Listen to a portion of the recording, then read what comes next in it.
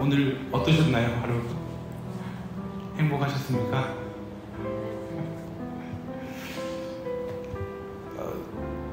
제가 개인적인 취미를 굳이 꼽아서 말한다면 몸을 안 움직이는 걸 좋아합니다.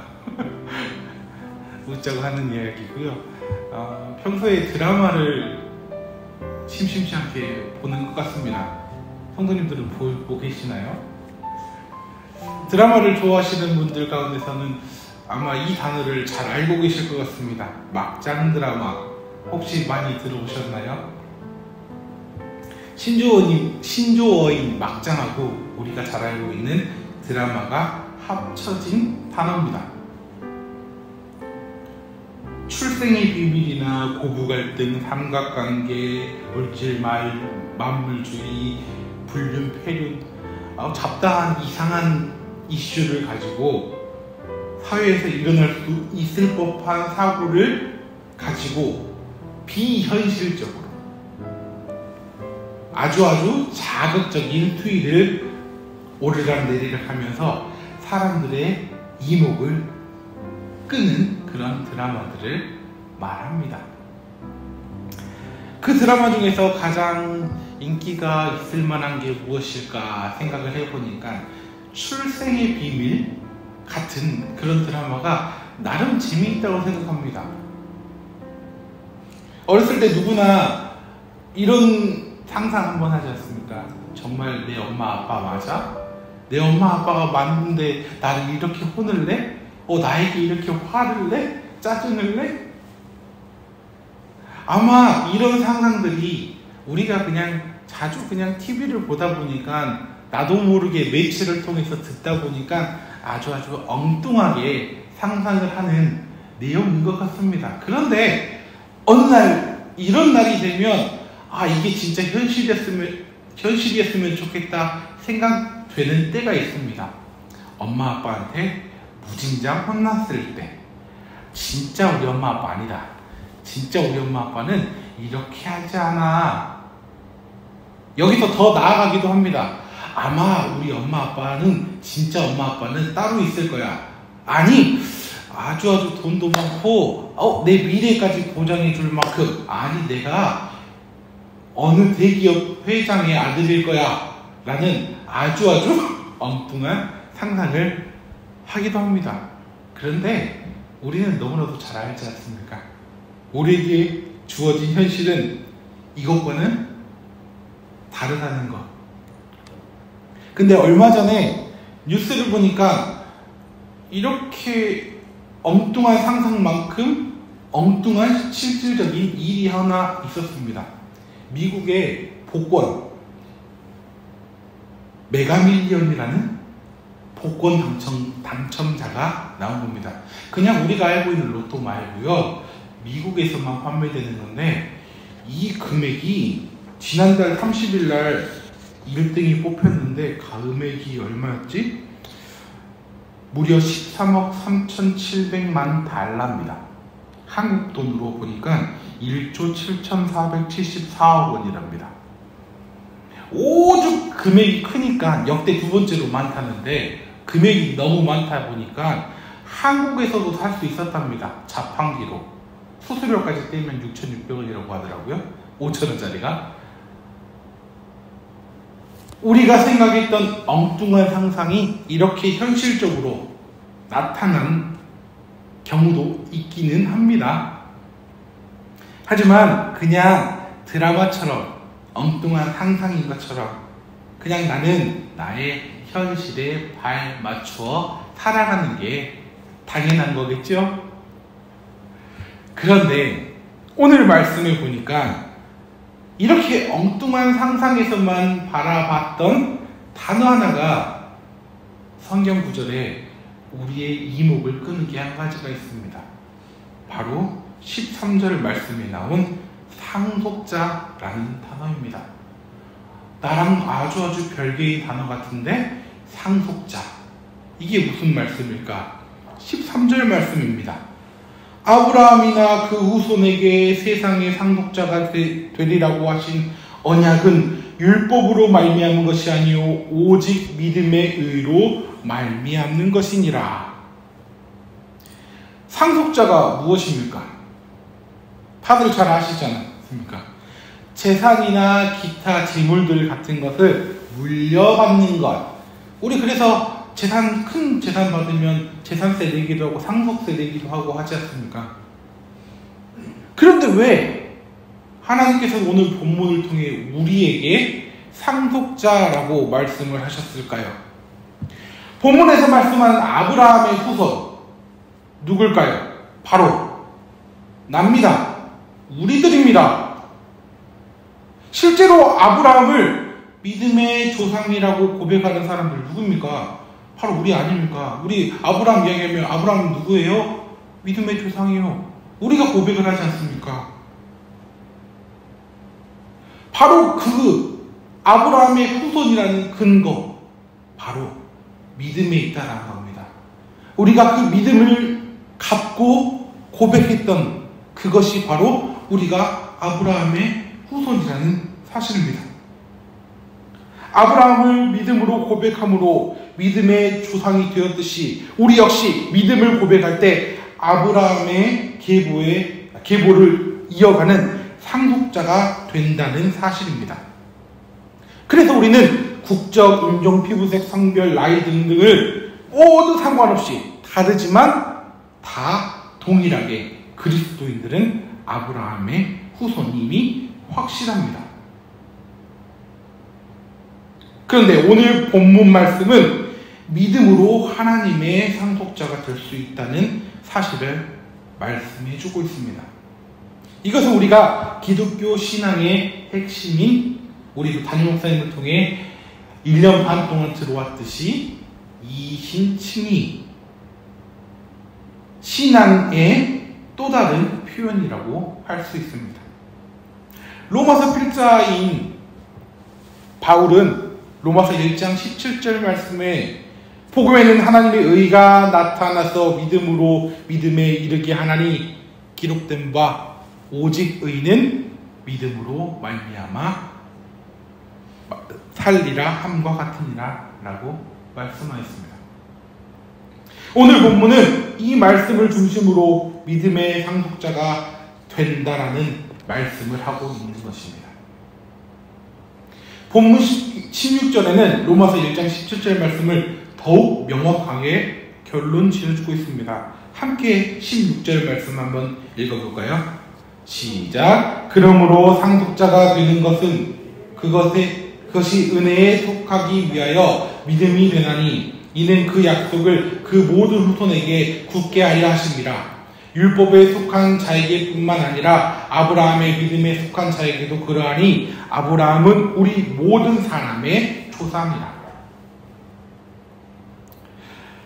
그렇다면 믿음의 상속자가 된다는 것, 이것이 가진 숨은 뜻, 깊은 뜻이 무엇인지 오늘 이 시간 저와 하나씩 한번 살펴보았으면 좋겠습니다. 첫 번째로, 상속자는 율법이 아니라 믿음으로 될 수 있습니다. 상속이라는 단어를 사전적으로 찾아보니까 한문으로 서로상, 이을, 속이라는 단어입니다. 일정한 친족 관계에 있는 사람 사이에서 한쪽이 사망하거나 법률상의 원인으로 발생했을 때 재산적 또는 친족 권리와 의무를 포괄적으로 계승하는 제도를 말합니다. 어렵네요. 그렇죠. 근데 우리 간단하게 생각하면 됩니다. 내가 많이 벌고 내가 많이 얻었어요. 근데 내 자식에게 주고 싶어요. 근데 이게 지금만이 아니라 옛날에도 그 옛날에도 그 옛날에도 계속 있었다는 겁니다. 그래서 가문의 부가 축적되어 자손에게 물려주는 그것을 우리는 알게 모르게 사명처럼 여기면서 살아갔습니다. 부모님 입장에서 생각을 해도 내 자식에게 물려주는 게 맞지 않습니까? 그런 마음이 들지 않겠습니까? 그래서 요즘 신조어로 금수저, 은수저, 흑수저 이런 단어들이 나오는 게 아니겠습니까? 근데 여기서 확실하게 알 수 있는 것이 한 가지 있습니다. 바로 상속의 조건. 부모와 자식 간의 관계라는 겁니다. 부모와 자식 간의 관계도 아닌데 누가 어떤 사람이 상속을 해주겠습니까? 그냥 옛날에 그런 이야기 있잖아요. 버스에서 타고 가고 있는데 어떤 노인 할아버지가 지팡이를 짚고 있는데 한 사람이 도와줬대요. 근데 그 사람이 회사 회장이었대요. 그 사람이 면접을 보러 갔는데 마침 면접장에서 그 회장님을 본 겁니다. 너 합격! 이런 일 없잖아요. 분명한 사실이 바로 혈육관계라는 겁니다. 다들 우리 마태복음 1장 말씀 잘 알고 계시잖아요. 아브라함이 이삭을 낳고 이삭은 야곱을 낳고 야곱은 유다와 그 형제를 낳고 우리 지루하긴 하지만 그 단어들 낳고 이야기는 족보에 대한 이야기를 많이 보셨지 않습니까? 야곱이 12아들을 낳았는데 그 12아들이 차후에 12지파를 이끄는 자들이 되었습니다. 그렇죠? 그 자들 안에서 자손들이 태어나고 이스라엘 백성들을 로마서가 읽히던 그 당시 그 지파들 안에 한 사람씩 소속이 되어 가 있었다는 겁니다. 말 그대로 혈육 관계, 아브라함의 후손이 당연했던 겁니다. 그런데 아브라함 이후의 혈육 관계를 더 공고히 하는 일이 일어나게 되었습니다. 그것이 바로 선민사상. 다시 말해서 하나님과 백성과의 관계 말입니다. 하나님은 모세를 통해 율법을 이스라엘 백성들에게 주셨습니다. 율법을 주신 이유는 자기 백성들이 다른 민족들과 다르게 거룩한 백성이 될 수 있도록, 그래서 여호와 하나님의 백성이라 말할 만하도록 하기 위해서였습니다. 그래서 그들이 율법을 지킴으로 하나님의 유업을 상속받는 자의 지위까지 더욱 분명히 오를 수 있길 원하셨던 겁니다. 문제는 율법 중심의 사상이 혈육관계와 함께 딱 붙어버리니까 시너지가 일으켜져서 이스라엘 백성들이 더욱더 교만한 민족으로 변화되어져 버렸다는 겁니다. 그러다 보니까 아브라함의 믿음으로 의롭다 여김을 받았다는 사실을 그냥 쌍그리 다 잊어버린 채 아브라함 역시 율법 틀 안에서 우리의 조상이 된 것이라고, 아브라함이 우리의 조상이 되어버린 것이라고 생각하는 것, 거기까지 이르게 된 겁니다. 동시에 율법과 혈육관계를 혼재하면서 살아가게 되어버렸다는 겁니다. 이런 역사를 잘 알고 있었던 바울이 로마서를 통해 다시금 말씀하였습니다. 우리가 상속자가 된 것은 혈육관계 때문이 아니라는 것을 말입니다. 본문 13절 말씀 한번 읽어볼까요? 같이 13절 말씀입니다. 시작. 아브라함이나 그 후손에게 세상의 상속자가 되리라고 하신 언약의 율법으로 말미암은 것이 아니요 오직 믿음의 의로 말미암은 것이니라. 본문 16절 말씀도 함께 읽어보도록 하겠습니다. 시작. 그러므로 상속자가 되는 그것이 은혜에 속하기 위하여 되나니 이는 그 약속이 율법에 속한 자뿐만 아니라 아브라함의 믿음을 속한 자들에게도 그러하니 아브라함은 우리의 모든 조상이라. 만일 혈육관계로만 상속자가 될 수 있었다면 우리는 죽었다 깨어나도 절대 하나님의 상속자, 하나님의 유업을 받을 수 없습니다. 맞잖아요. 우리 이스라엘 사람 아니니까. 어떠한 상황이 있더라도 율법을 가진 오직 이스라엘 백성들만 상속자가 될 수 있었을 겁니다. 하지만 아니었습니다.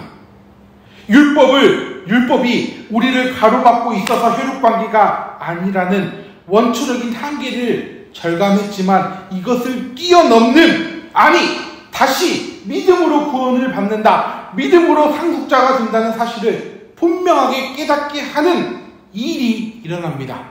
그것이 바로 두 번째, 상속자는 그리스도를 통해서만 될 수 있다라는 겁니다.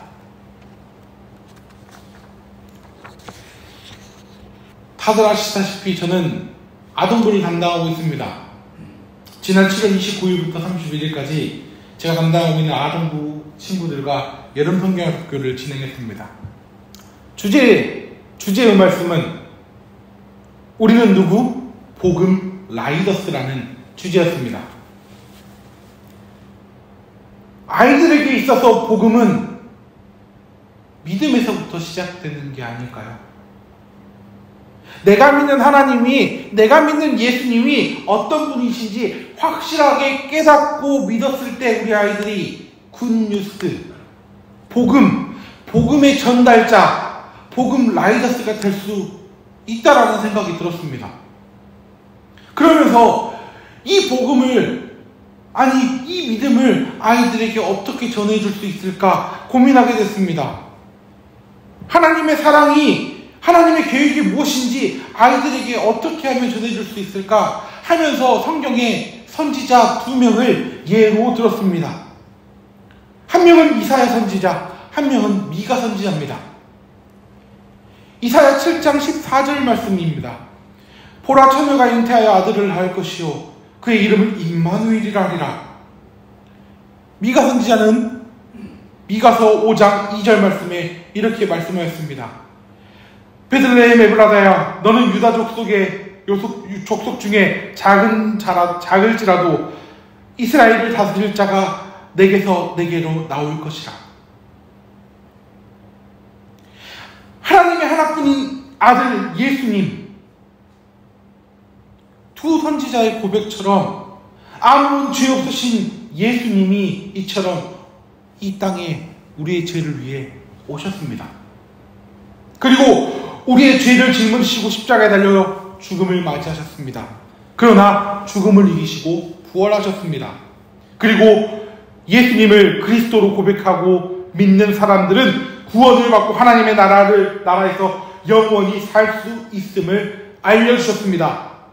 맞습니다. 우리 아이들이 그 복음을 믿고 복음을 전하며 복음을 받은 사람으로 하나님의 사랑을 실천하며 살아간다면 그것은 바로 하나님의 나라임을 고백하며 믿음의 자녀들로 살아갈 줄 믿습니다. 그래서 본문 우리 22절부터 25절 말씀을 함께 교독해 보였으면 좋겠습니다. 22절부터 교독합니다. 그러므로 그것이 그에게 의로 여겨졌느니라.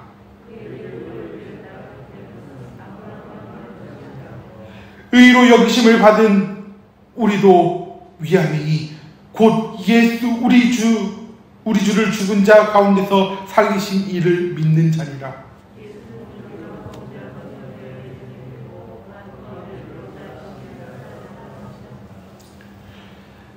아브라함으로 처음 시작됐던 믿음으로써 상속자가 된다.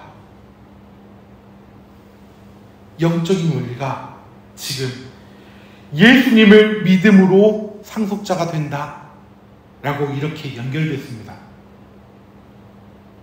아브라함이 고백했던 믿음보다 더 온전한 믿음의 대상 되신 예수님이 이렇게 우리에게 오셨다는 겁니다. 그분이 고통을 받으시고 희생 제물이 되심으로 우리는 이제 확실한 아브라함의 후손, 즉 하나님의 백성이 되었다는 것입니다. 여기서 잊지 말아야 할 믿음을 고백하는 것이 있습니다. 아무리 그분이 구원의 길, 상속자의 길을 열어놓으셨더라도 그 길을 걷는 사람이 없다면 아무런 의미가 없다는 것입니다. 그 길을 걸어가는 것이 무엇이겠습니까? 바로 믿음이라는 것입니다. 믿음의 고백을 하는 것이라. 그렇다면 믿음의 고백을 한다는 것은 무엇을 의미하는 것일까요? 믿음의 고백, 이것을 생각해 보다 보니까 한 두 가지 정도가 중요하다고 생각이 들었습니다. 첫째는 믿음의 대상입니다. 자, 처음으로 다시 돌아갑니다. 예수님이 십자가에 달리신 후에 우리는 더 이상 아브라함이 필요 없게 됐습니다. 왜? 아니, 천사도 필요 없게 됐습니다. 왜? 우리 예수님을 알게 됐잖아요. 누군가의 도움이 필요 없습니다. 바로 나의 주인 되신, 나의 희생제물이 되어주셨던 예수님이 계시니까 바로 나는 예수님께로 바로 가면 됩니다. 믿음의 대상이 나를 하나님을 알려주었던 아브라함이나 천사들의 이야기들이 아니라 이제 예수 그리스도, 예수님이 계시니까 우리는 다이렉트로 예수님께 가면 되는 것이었습니다. 바로 중요한 것, 믿음의 대상. 두 번째, 예수님에게, 나의 믿음의 대상 되신 예수님에게 고백하는 내용이 중요합니다. 우리 매주일 이렇게 고백합니다. 사도신경 너무나도 잘 알고 있죠. 너무나도 잘 암기하시죠. 외우시죠.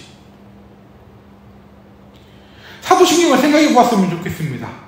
그 고백의 내용 우리 너무나도 잘 알고 있지 않습니까? 바로 예수님에 관한 것들이었습니다. 예수님이 누구신지, 예수님이 해가신 희생이 무엇인지 아주 잘 보여주는 내용들의 집합체입니다. 우리 한번 같이 생각해 보면서 들어볼까요? 나는 전능하신 아버지 하나님, 천지의 창조주를 믿습니다. 나는 그의 유일하신 아들 우리 주 예수 그리스도를 믿습니다. 예수님이 하나님의 아들이신 우리, 이렇게 고백을 했습니다. 그는 성령으로 잉태되어 동정녀 마리아에게 나시고 성육신 하셔서 인간의 몸으로 이 땅에 오셨고 인간으로서 사셨다는 것을 우리는 이렇게 고백합니다. 본디오 빌라도의 고난을 받아 십자가에 못 박혀 죽으시고 장사된 지 사흘 만에 죽은 자 가운데서 다시 살아나셨으며 십자가의 고난을 받으시고 죽으셨다가 약속대로 3일 만에 부활하심을 우리는 이렇게 고백합니다. 하늘에 오르시어 전능하신 아버지 하나님 우편에 앉아 계시다가 거기로부터 살아있는 자와 죽은 자를 심판하러 오십니다. 지금은 최고의 영광을 누리시며 하나님과 함께 계시다가 하나님의 때가 되면 다시 오셔서 세상을 심판하시고 의로운 자와 약한 자에게 구원과 징벌을 주실 것임을 우리는 이렇게 사도신경을 통해 매 주일, 아니 매 예배 때마다 고백하고 있습니다. 우리는 이처럼 예수님을 향한 사랑의 고백을 사도신경을 통해 고백합니다. 적어도 매 주일 우리는 이렇게 고백을 하면서 우리가 예수님이 누구신지, 그분이 어떤 희생을 하셨고 장차 일어날 일에 대해 어떠한 약속을 하셨는지 잊지 말고 기억해야 한다라는 겁니다. 그리고 우리의 유일한 믿음의 대상 되신 예수님에게 그분이 보여주신 사랑을 끊임없이 고백해야 된다라는 사실을 잊어서는 안 됩니다. 마지막으로 상속자는 인내함으로 그분의 때를 기다리면 될 수 있습니다. 우리는 지금까지 아브라함의 온전한 믿음의 고백에 따라 한 분 예수 그리스도에게만 믿음을 고백하면 상속자가 된다는 영적인 방법을 알게 되었습니다. 하지만 여기서 우리가 한 가지 더 나누어야 할 내용이 있습니다. 완전한 상속자가 된다는 것은 금방 일어나는 것이 아니고 그분의 때를 기다리며 인내하였을 때 가능하다라는 겁니다. 본문 19절부터 22절 말씀 함께 교독하도록 하겠습니다. 그가 100세나 되어 자기 몸이 죽은 것 같고 사라의 태가 죽은 것 같음을 알고도 믿음이 약하여지지 아니하고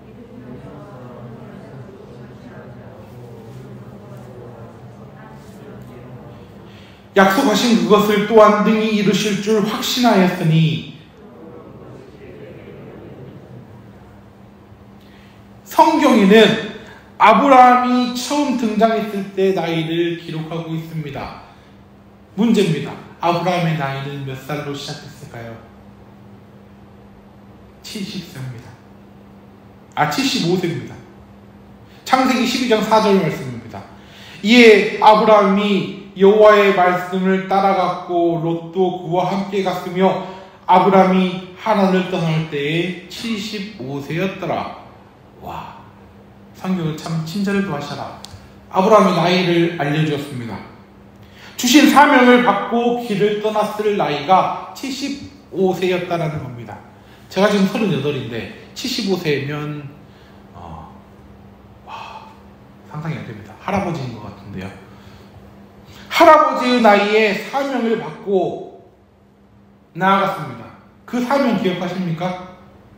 큰 민족을 이루고 내 친척 아비 집을 떠나, 즉 익숙한 곳을 떠나 거룩한 민족이 거주할 땅으로 하나님의 말씀대로 향하여 나아갔답니다. 그런데 우리가 상식적으로 생각해 볼 문제, 75세 때 길을 떠났는데 그 거대한 민족의 첫 시작이라고 할 수 있는 자손, 아브라함의 자손, 첫 아들의 나이 기억하십니까? 몇 살이 나왔는지? 100세입니다. 아브라함은 하나님의 때, 그분의 때가 바로 25년이라는 시간을 기다렸다는 겁니다. 아마 이거 산술적으로 그냥 숫적으로만 생각했을 때 이야기입니다. 그렇다고 근데 재밌는 건 25년만 기다린 건 아닙니다. 아브라함이 사라와 몇 살에 결혼을 했습니까? 성경에는 자세하게 나와 있지 않습니다. 언제 결혼을 했다. 근데 이삭이 몇 살에 결혼했는지는 나와 있습니다. 40대 때. 자, 그러면 아브라함이 40대 때 결혼했다고 치면 아브라함은 60년을, 대략 60년을 기다렸다라는 겁니다. 아버지께서 주시겠다라고 하는 자손을 말입니다. 심지어 기다리다가 지쳐서 자기 몸이 죽은 것 같고 아내 사라의 태가 죽은 것 같다라고 오늘 본문에 기록까지 했습니다.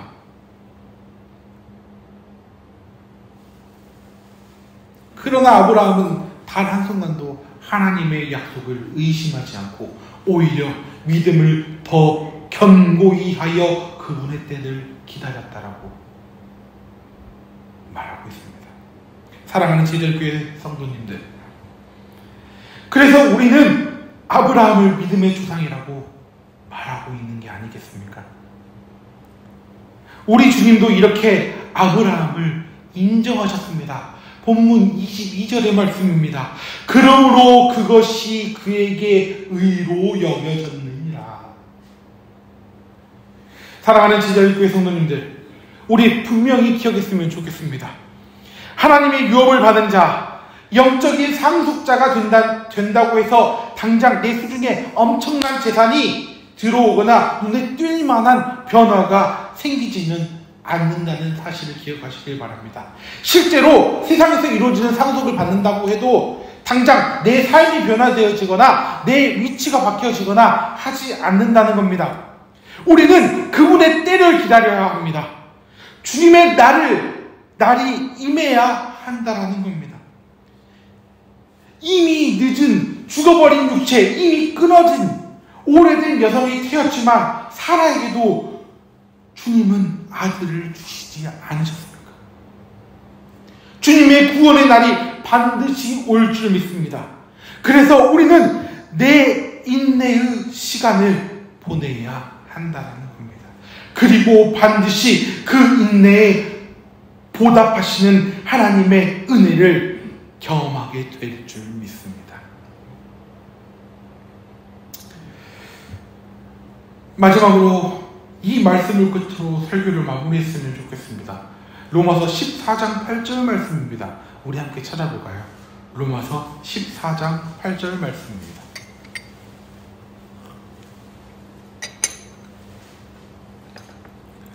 자, 함께 봉독하도록 하겠습니다. 우리가 살아도 주를 위하여 살고 죽어도 주를 위하여 죽나니 그러므로 사나 죽으나 우리가 주의 것이로다. 주님은 우리 모두를 부르셨습니다. 죄로 인해 죽을 수밖에 없었던 우리를 거룩하게 구별하셔서 교회로 부르셨습니다. 이 부르심, 사명은 아무에게나 주시는 것이 아닙니다. 바로 예수 그리스도를 믿음으로 고백하고 기다리는 자, 바로 나를 위한 부르심이라는 것입니다. 귀하디 귀한 믿음의 영적 상속을 받으신 여러분, 우리와 함께 부르심에 합당한 삶으로 주님께 영광 올려드리는 귀중한 삶으로 믿음을 고백하는 저와 우리 모두가 되길 주님의 이름으로 축복하고 소망합니다.